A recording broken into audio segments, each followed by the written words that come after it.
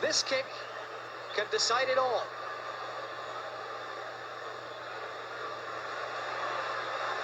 The nation holds its breath. Yes,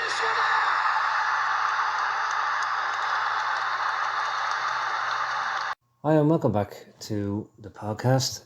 Today we are talking about a 19-year-old defensive midfielder called Ed McJannet.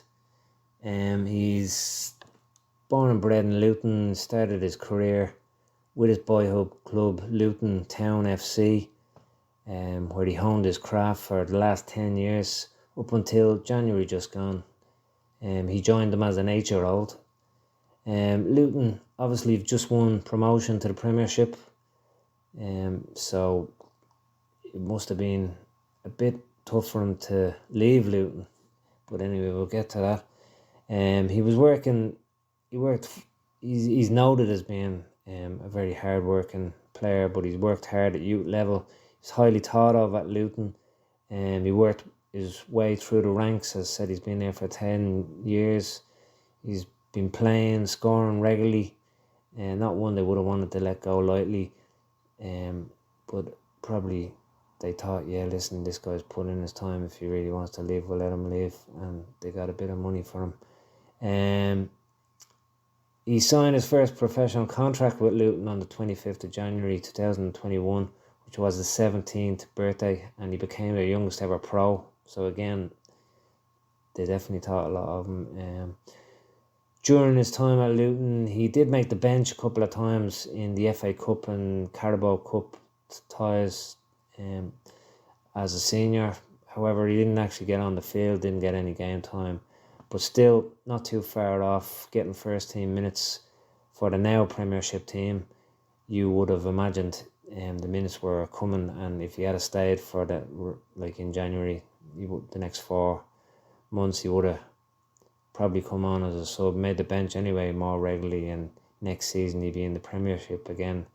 He'd be a year older, a year more progressed, so you'd imagine he'd be in line for some first time football in the Premiership now.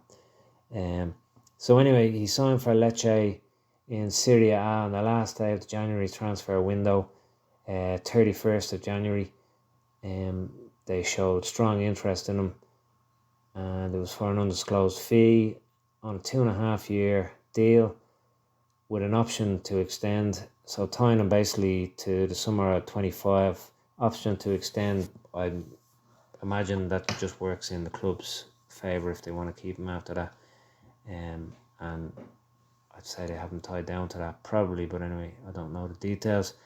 Shows Lecce firstly had confidence in him to make it through to the first team, as they were willing to pay a fee. Again, wouldn't have been astronomical, but still, that they were willing to get him in at the end of January, pay a bit of a fee. Probably didn't have to go so strongly for him, so you'd imagine that's a good omen. Also, the player himself, you'd imagine, wouldn't have moved if he thought he was just going to be another academy player going into another academy setup.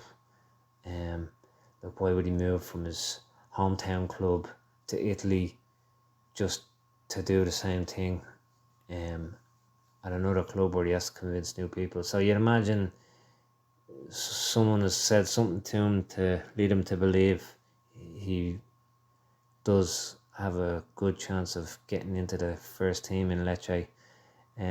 Also, why would he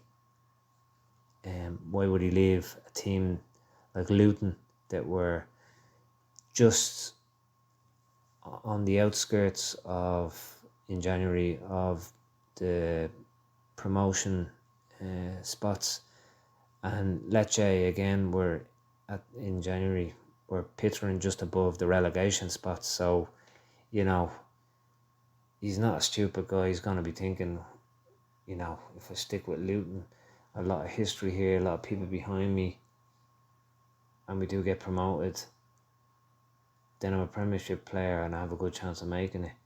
So why would he leave that if, he hadn't more or less being promised something at Lecce. Also, Sassuolo were in for him as well, so there was a reason that they were in for him firstly, and they were in for him for a few days before Lecce swooped in. So again, something caught his ear with Lecce. You'd imagine that would mean, but it's all guesswork my end. But that's just what I'm reading into it. Yeah, in his short time as at Lecce, he's already been very successful. He's only been there end of January, so February, March, April, May, 4 months, and he's won the Primavera under-19s championship, so best team in Italy at underage level. So yeah, good start for him. But again, it isn't senior football, but still. Internationally, he's eligible to play for Ireland through his mum and grandmother, England by birth, and Scotland, where his dad's from. So he has options, but thus far he has solely representing Ireland at under 17s, 18s, and 19s, and he's captain Ireland at under 19s, I believe, which is a testament again to his character. Also tonight, he's just made his debut for Ireland under 21s, which is not far off. Obviously, there's a lot of talent in that under 21 side, not far off the senior team, and a lot of players in the senior team tonight that are playing. A few players anyway, not so long ago were in that under 21s setup.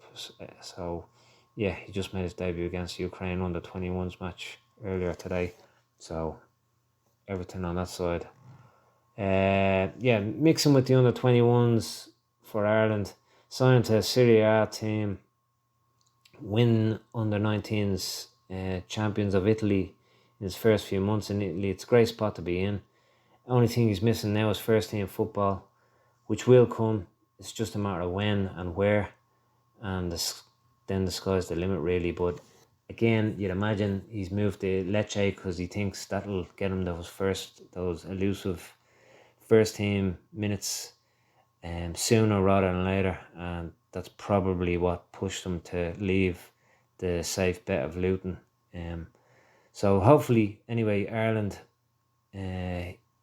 from an Irish point of view, he sticks with Ireland, and hopefully Ireland hurry up and, the only thing that's missing from his resume to get him senior football with Ireland would be first team football, so he really needs that.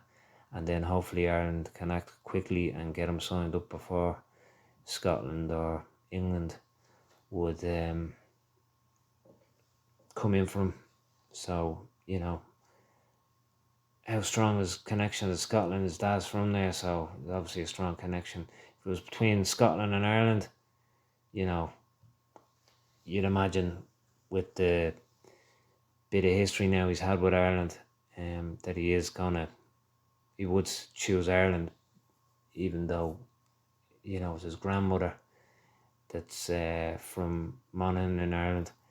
But if England came in, yeah, you'd imagine being born in England, again, he's probably going to pick England, the more chance of getting to tournaments, winning stuff and all. So yeah, you can't really knock a guy born in England if England come in for him to choose England, unfortunately.